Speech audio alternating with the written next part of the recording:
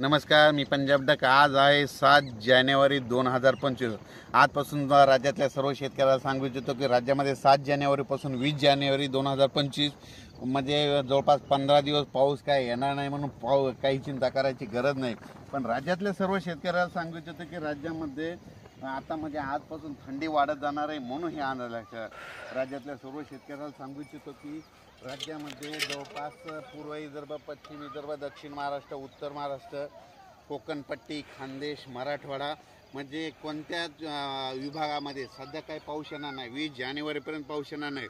फक्त थोडं अंशतः म्हणजे ढगाळ वातावरण येत राहील. 16-17च्या दरम्यान एकदा ढगाळ वातावरण येत राहील.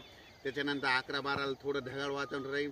त्याच्यामुळे मात्र धुळी देखील राहील, धुकं देखील राहील आणि सकाळी सकाळी दव देखील पडेल.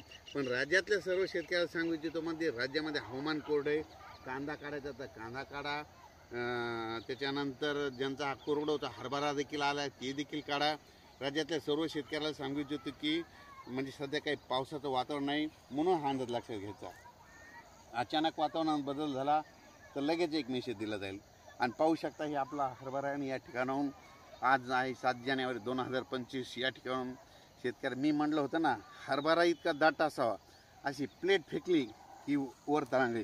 पाहू शकता ही आपला हरभरा आहे. 18 एकरचा प्लॉट आहे.